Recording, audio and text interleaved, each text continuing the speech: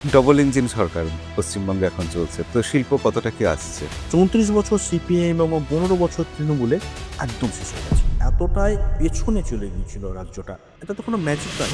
BJP নিরামিষ খেতে উৎসাহিত করে এই কথাটা নিশ্চয়ই আপনি বিজেপি বিরোধীদের মুখে শোনেন। বিজেপির মধ্যে যারা আছে তারা বাঙালি, বাংলা সংস্কৃতিকেই তারা মনে প্রাণে মানে। সোশ্যাল মিডিয়া আসার পর আপনার কি মনে হয় সংগঠনের সেই আগের গুরুত্ব আছে? ফেসবুকের কতটা গুরুত্ব রাজনৈতিক দলের ক্ষেত্রে হতে পারে সেটা প্রথম কে দেখিয়েছিলেন বলুন তো?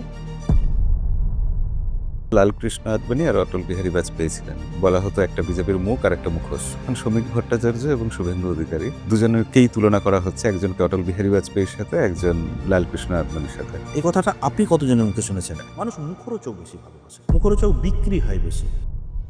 মমতা ব্যানার্জি যখন প্রথম ক্ষমতায় এসেছিলেন, দুর্নীতি নিয়ে প্রচুর অভিযোগ করেছিলেন যে সিপিএম এত বছর ধরে অনেক দুর্নীতি করেছে, তৃণমূল অনেক দুর্নীতি করেছিল, আমরা সবাই জানি। আলটিমেটলি কি রেজাল্টও সেই একই রকম হবে, যে দুর্নীতির অভিযোগই শুধু শুনবো। এত তাড়াতাড়ি কিন্তু ওই জাজমেন্টাল হবে না। ঘর পোড়া গরু সিঁদুরে মেঘ দেখলেই ভয় পায়। এটা সে ঘরের দোষ বা গরুর দোষ।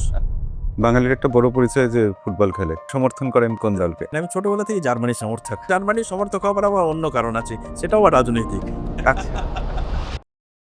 বারবার অভিযোগ উঠেছে যে বিজেপি এরকম ভাবে ন্যারেটিভ সেট করেছে যে যে বাংলায় কথা বলে সে আসলে বাংলাদেশী। এটার পেছনে বেশ কিছু মাথা আছে, তো মাথাদের পেছনে একটা ফান্ডিংও আছে, যে বাংলাকে অন্য ভাষার সঙ্গে বিরোধ ঘটাতে হবে। একটা দেশ বিরোধী এজেন্ডা। জোর গলায় বলছি, এটা বিজেপি সরকার নয়, এটা পশ্চিমবঙ্গ সরকার।